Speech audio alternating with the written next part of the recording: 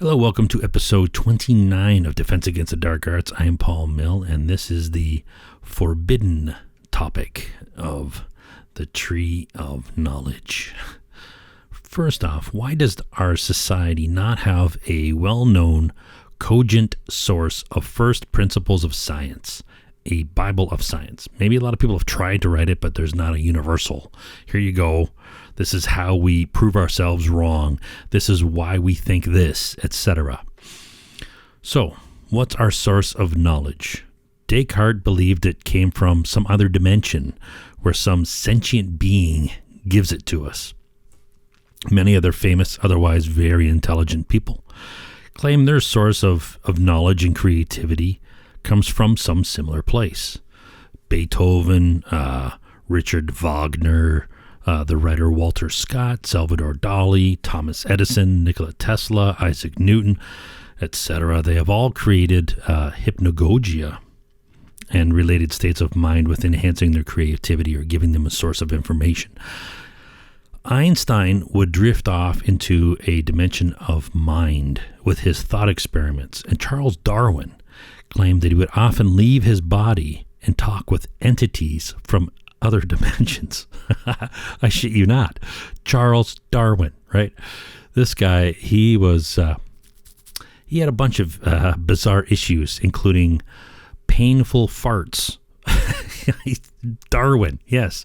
So, of course, we know our experts diagnosed him with anxiety and depression, and Darwin himself wrote that he was anxious because he thought there was a chance that he might be wrong about evolution and that there might actually be a God, in which case he, Darwin, really fucked up. So, of course, he was using the either-or fallacy of there can't be gods and evolution at the same time, where there is no correlation. They are not mutually exclusive. I'm not saying there is one or the other, but they're not mutually exclusive.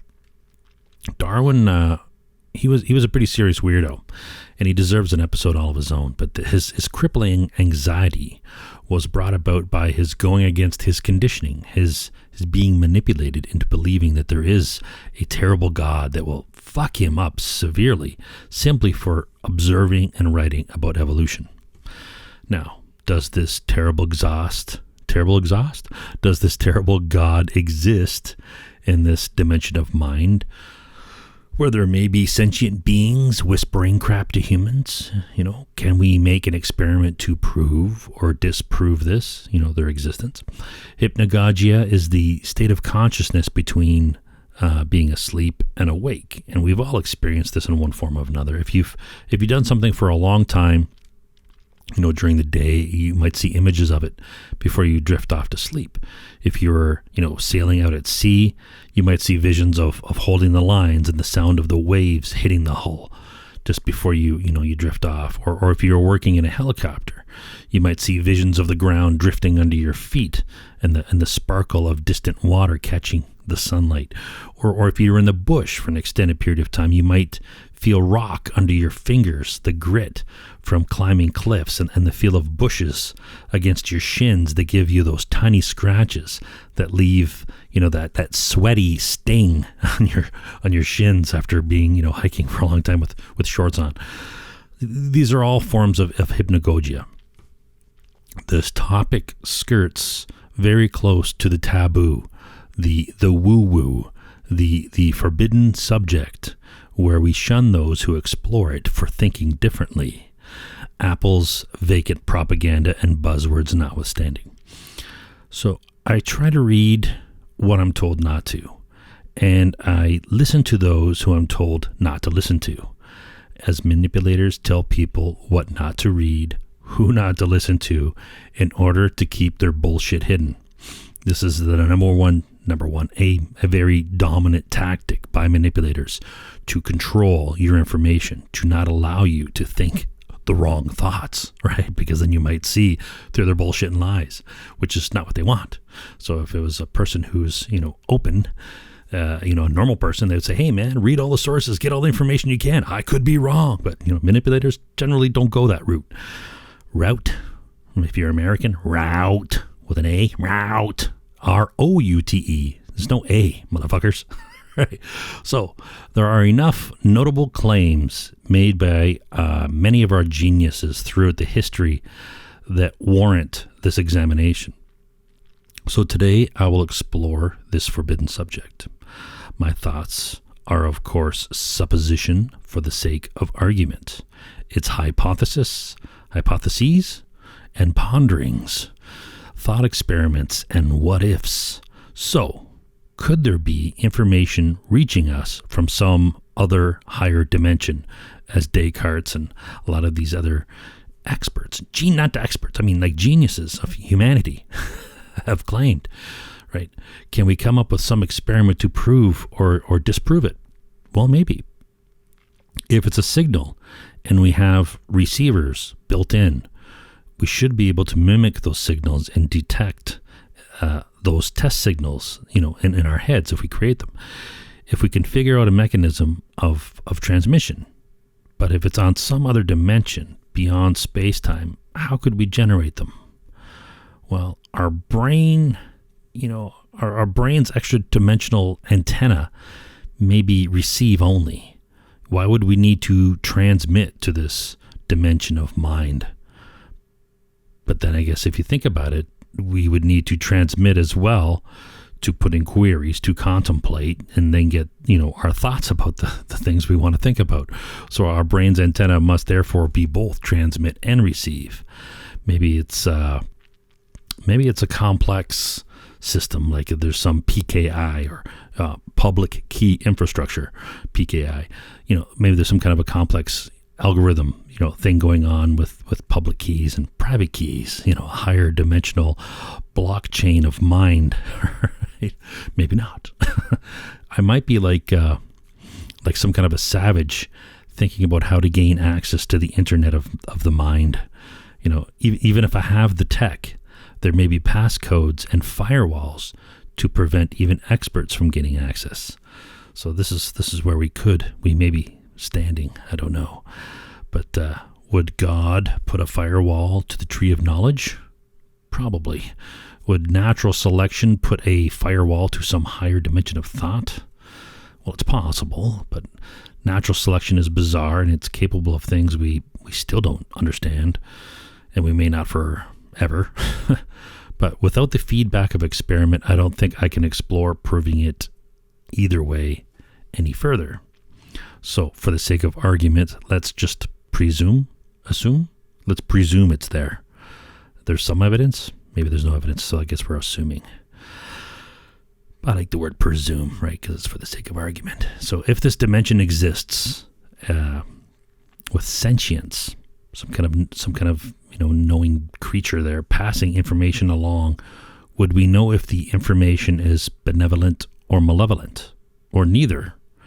If the signal is malevolent, well, what then? Do we contemplate if a typewriter is malevolent or benevolent? No, the medium itself is not good or evil. But what about the source of the information? Is a library a source of information? Well, yeah, sure. Does it contain evil? Mein Kampf, the Communist Manifesto, Mao's Little Red Book? Yes, it does. Does that make the source, the library, evil or malevolent? No. Does that make those who wrote the books evil or malevolent? Perhaps. Now, I'm not saying evil means malevolent here. I'm just sort of throwing these words around sort of interchangeably. But no, so those who wrote the books may be evil or malevolent. They have, showing intense, vicious, ill will, spite, hatred, right? That's what malevolent means. So yeah, may not be considered evil, but we could just sort of sum it up as evil, right? Depending on how you define evil. So do we all share these emotions at one point or another? Yes. Are we evil? No. Are the authors evil? Well, probably, in this case. So is this dimension of mind a library or a quorum of sentient authors or a single entity or random noise? Do we contemplate if the source of gravity is malevolent or not? No. Is gravity knowledge? No, but the concept of gravity is. So what is the source of the concept of gravity? Our feedback with objective reality and our continuous dropping of shit, right? It's there whether we have the concept or understand it or not. Things will still fall towards the earth, towards larger masses. But the concept of Marxism is not there without the concept. Its evil requires a human mind to manifest it from the ether. Or, according to this model of dimension of mind, there is a source of that concept and the dimension of mind that projects itself onto some humans, but not all. Those insights and creative eurekas usually happen to a very few people, usually one or two. Why would that happen if this dimension of mind was accessible to all? Perhaps there are only a few at a time who have developed the schemata to understand the idea when it is presented to us. Humans have been contemplating this crap for thousands of years, maybe more. Carl Jung wrote about higher dimension messaging from what he called a collective unconscious. It seems to be a pretty important subject where knowledge comes from. Why does our society mostly ignore it and just, conduct mundane life without questioning? If it is that important, how come it has not been incorporated into our daily lives? Or maybe it has.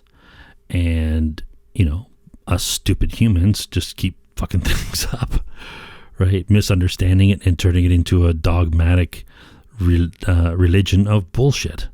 Or is this thinking about the source of thought a mental anomaly that has affected humans for thousands of years? Is it a flaw in our programming, a flaw in evolution? Or is it the next step in evolution? Why, would it bring us any benefit evolutionarily? Evolutionarily? Yeah, that's a word.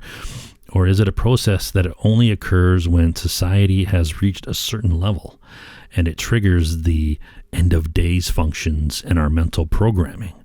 Or are we just sophisticated and just recognize the potential for end of days more? Yeah. Perhaps it's not a society level event, but an effect on some individuals only. I know some older Marxists who don't contemplate shit. It's not a purely an age thing, even if this model exists. So if this higher dimension shit is real, we need an evolutionary device to wire it into our DNA. Maybe there already has been, and that is why we as a species keep circling back to it, back to the concept. It could be an evolutionary flaw or an evolutionary benefit, or just a neutral thing, an evolutionary change that has no real effect on our survival. Maybe this part of our mind has not yet fully developed evolutionarily.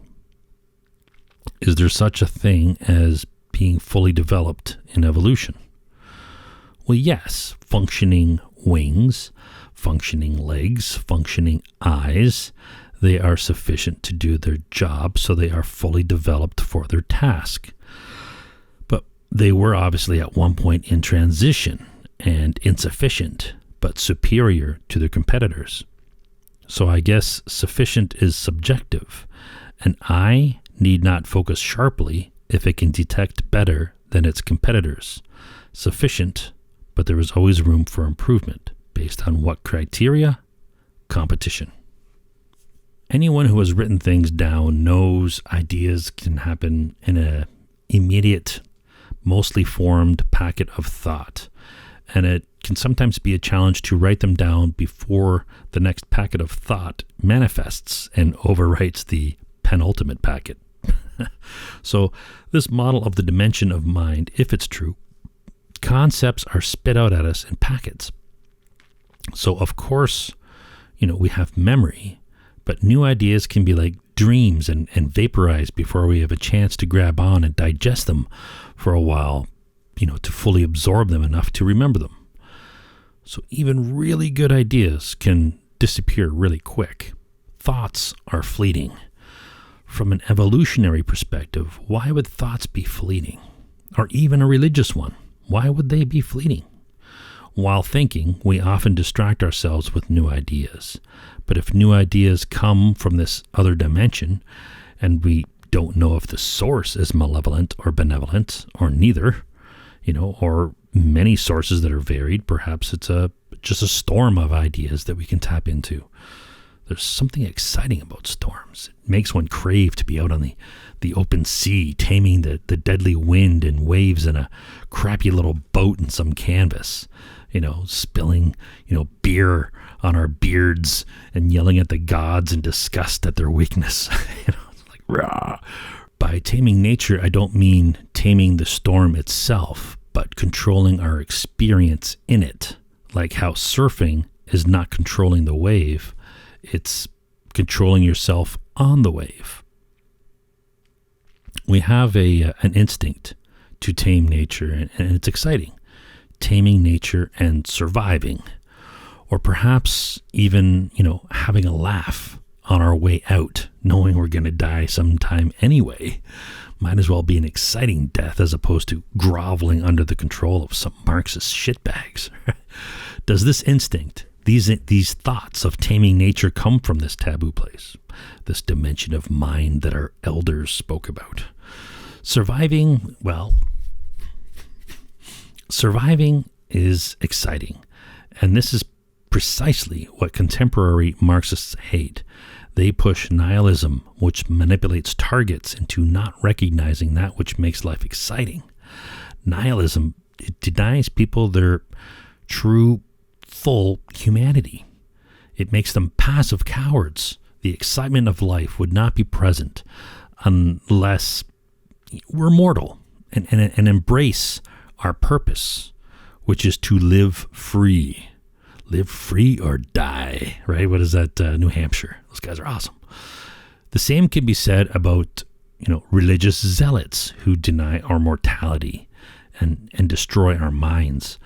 Perhaps this is why we evolved to be short-lived, because we tend to lose the excitement of life when we get old and therefore die off to make room for those who deserve to be living, those who still enjoy life and want to be free. Marxism and its requisite authoritarianism is evil. Perhaps it comes from a place where grumpy assholes lost their zeal for life and resent seeing others free and happy. Regardless, focusing your energy on control of others means you are not focusing your energy on control over yourself. I guess that's Jordan Peterson's point about cleaning up your own personal mess before you start telling others how to live and what to think. In this model of higher dimension of mind that spawns thought, Marxism and totalitarianism are thoughts, and therefore spawned from this place. And if there is a sentience passing the thoughts on to us, since Marxism is clearly evil, then the sentience that is there is indeed malevolent. Clearly, not all thoughts are evil, so if there is a sentience there, it or they are not all or always evil, unless it's some other type of way of thinking, like some Nietzschean, if that's a word, like how Friedrich Nietzsche wrote about good and evil, that there is none, that this is just a natural selection of random thoughts and concepts that are not intrinsically good or evil, regardless of how we try to categorize them. Like the spider is not intrinsically evil for eating the fly, it's just surviving, same as the bird is not evil for eating the spider, it is just surviving. If it were evil, then life and natural selection is evil, but clearly it is not. Or at least not entirely. So, threats to our existence, that mortality is what makes life exciting. There are obviously limits to what is exciting.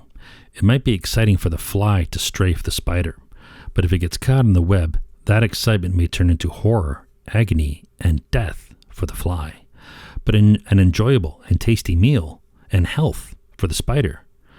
Maybe it's not horror and agony for the fly. Maybe the fly's like, "Fuck you, spider, you piece of shit. I hope I give you indigestion, asshole." Then lights out. So frame of mind is very important. Nevertheless, if we are the fly and Marxism is the spider. It just takes a change in our frame of mind to become the bird. And Marxism will always be the spider because it is just an idea. It does not have a life of its own. So perhaps stagnation of a developed society brings about war as humans become bored and crave the excitement and of threatening experiences, or romanticize war as something that they think they know. But anyone who's experienced war will tell you it is not something that anyone wants ever. My father was a child of war, and he carried that burden with him until his dying day. It defined a major part of his personality that he could not walk away from, no matter how hard he tried. After the war, both of my grandfathers moved to rural wooded areas in Canada, far from the masses of humans, because they saw what humans were capable of during war. The naive idiots who romanticize Marxism and suffering have no clue what they are doing. If they thought critically, they would know better. Again, I want to stress that critical thought is not the same as critical theory. Critical thought is truth-seeking. Critical theory is bigoted stereotype for the purpose of division and hate, and a precursor for overthrow, violence, and war. Perhaps evolution is trying to thin us out until we hit the critical mass of critical thinkers. Is evolution sentient if it's doing this, right? Probably not, though there are really bizarre things in this world that make one think that it is. Is evolution some type of logical algorithm? Absolutely. It's an algorithm of random changes against the feedback of objective reality in a dynamic, complex system. If evolution can bring about something as complex as the human brain in the physical world, surely evolution has the capacity to bring about complex ideas that are many layers deep. Such multidimensional concepts of control over others as what I and others interpret to the cultural Marxist attack on our contemporary society.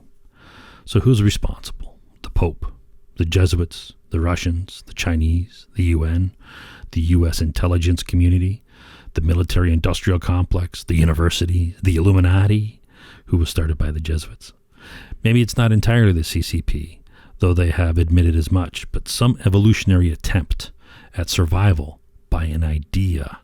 Perhaps all the above. Perhaps someone else. Perhaps just a malignant cancer of thought and nothing more. No doubt there are complex systems at play that I do not fully understand. It's funny how crazy this stuff sounds when you think about it, but it's, so is light, magnetism, charge, mass, gravity, life, evolution, photosynthesis. It's all really bizarre, man. But just because things can happen doesn't mean that they do. Although the quantum physics crowd would argue that they do as a probability wave function, which is more unbelievable than some dimension of mind. But what's believable is irrelevant to objective reality. Reality is not affected by what some mammal believes or not. Or is there a circumstance where it does? Maybe. Politics, advertising, news media, and other forms of manipulation believe the mantra that perception is reality, which we know, like magic, is bullshit. They just mean that they can deceive and manipulate people to act as if a lie is the truth, and the target will act accordingly until the truth is exposed, in which case the perpetrators of that lie will be lined up against the wall and shot, or should be. Even the useful idiots. In this model, where thoughts and concepts come from some dimension of mind, would this collective consciousness only include humans from this planet? From when? If it's a higher dimension, would it be above time and place? So it could be from all time and places. Could it be from another universe? No. Why? The definition of universe is everything. So if it exists, it's in our universe. Same would go with gods. If they exist in our universe, all planes, all dimensions. It appears our elders or geniuses who have gathered information from this place do find truths, but they also tend to spin out into falsity and paralogism. Why? Do they lose contact? Do they lose the nexus? Or there is no nexus, and the model, the whole concept, is bullshit, despite coming from humanity's greatest minds? Constant re-examination will allow us to backtrack to the last known version of the truth, and then recommence learning from that point. That's the idea of science, not to stop the spin-outs of thought, but to recognize them and correct the course. Just like a crappy little boat on some stormy sea, constant corrections at the helm are always needed. We are sailors of concept through the stormy seas of the collective unconscious. Or am I just overboard, gone off the deep end? It's just a model, right? Perhaps we only like to look at flowers and not recognize that they are part of a larger plant. We may look at the concepts without immediately realizing that they are or may be such flowers, like flowers on the tree of knowledge, or perhaps blossoms on the poison vine of falsity and deception. Nature has many ways of camouflage and deception, both for defense and offense. Why would it be any different for ideas that form in the chaos of natural selection, the forbidden fruit from the tree of knowledge? Who determines, too many D's there. Who determines if knowledge is forbidden? I'm getting biblical.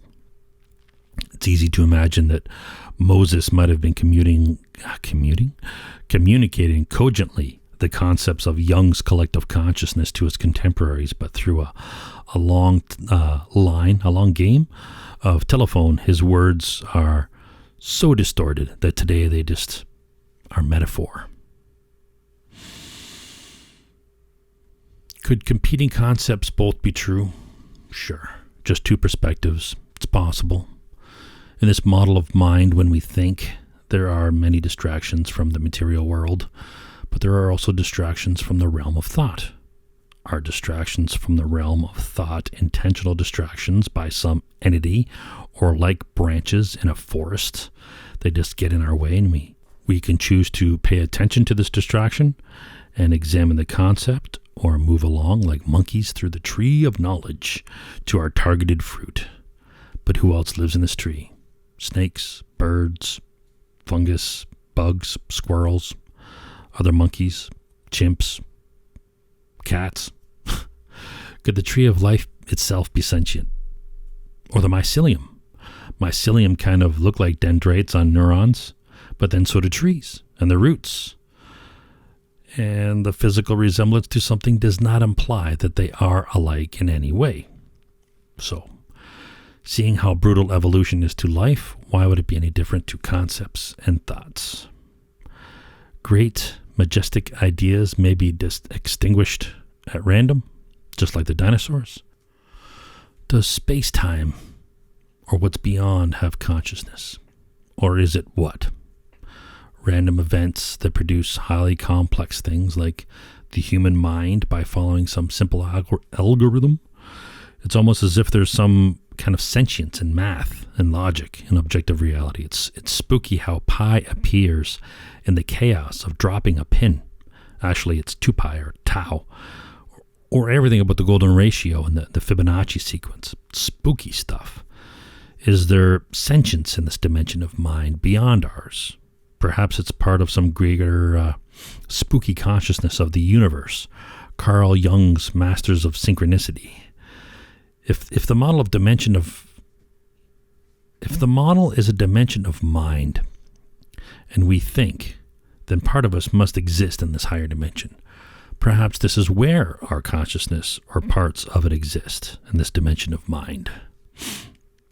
So, according to some big brains from human history, this dimension of thought contains truths that we do not yet know.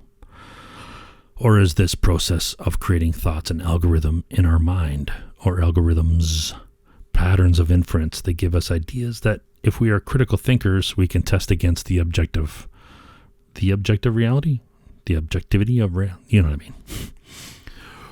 What we do with these thoughts can lead to other thoughts. Schemata built on top of schema. So just coming up with a thought and then believing it like some Marxist idiot is the lowest level of reason. I'm using the word reason liberally here. Coming up with a thought and then holding it against objective reality, actively trying to find flaws, and then refining it into iterations is critical thinking. But with this model of some higher dimension as the source of thoughts, where they are like fruits only to be picked, implies that one only need to think like some ancient philosopher to be able to find and deduce new truths, which sounds crazy, but that's what Einstein did, though he prepped his schemata to the point where he saw further because he stood on the shoulders of giants. I think it was actually Isaac Newton that said that. Yeah, that was the giant thing was Newton. Regardless, Einstein did the same thing. He stood on the shoulders of Minkowski, Michelson-Morley, Maxwell, Oliver Heaviside, and the rest. So if this model of thoughts coming from some other dimension is valid, then it appears one can only draw a little bit of information from it based on your schemata, implying that you may only be able to recognize the information from that place if you have the requisite level of knowledge to see it.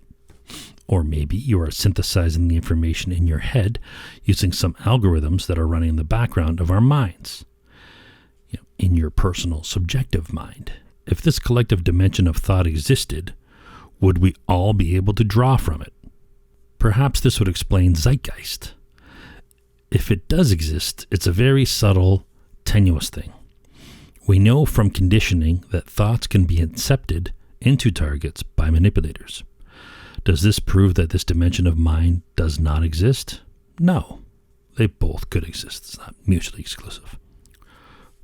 So the natural selection algorithm model of our mind versus the model of the dimension of mind are not mutually exclusive. This existence of one does not prove the non-existence of the other. They both can exist at the same time, logically.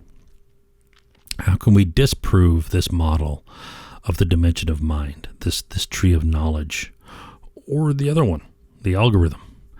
Descartes dropped the ball on this one, and he's a lot smarter than I am. Regardless, the source of thought is not itself a spring of truth, as many thoughts are clearly not the truth, unless it is a source of truth, but our minds are also a source of thoughts which may or may not be true. Or maybe it's a source of falsity, and our minds are the source of truth. Once we go down this road of there being two sources of thought, there is no reason to speculate that there may be another source or other sources outside of our minds alone. Occam's razor. So it's more plausible that thought just originates from our minds than a whole other dimension.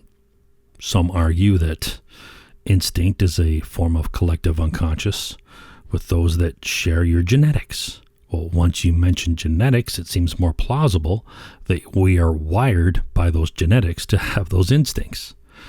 There still are mysteries, like how do those hatched monarch butterflies know which direction they're going when they're born mid-migration? Darwin wrote about plants growing towards the light, which almost implies intelligence. Is there instinct in plants? Instinct is the behavior. It is the inherent inclination of a living organism towards a particular complex behavior. So it sure looks like instinct. We know plants grow against gravity and are photosensitive. They can see light. They use proteins and hormones to elongate cells on the dark side to bend the plant towards the light. We also know plants release specific hormones when attacked that promote the release of volatile compounds, which attract parasitoids, which then attack and kill predator insects, which is a pretty complicated mechanism. The difference between a parasite and a parasitoid is that parasitoids always kill the host, like how Marxism is a parasitoid on the human condition. So how do plants do it? Biochemical reactions, it seems. Are they tapping into some dimension of thought of how to defend themselves against these predators, or has evolution chosen the crazy complex systems that manage to survive? They appear to be involuntary biochemical reactions, which I would presume are different to thoughts. Can a plant think and therefore be? Probably not. Can mycelium? Perhaps. Can humans? Apparently, some. Are plants conscious? What's the definition of conscious? It is sentience, or an awareness of internal and external existence. Plants are obviously aware of external existence, as demonstrated by their complex response to attack. Are they aware of internal existence? Probably not. Are mycelium? Perhaps. Are humans? Some of them.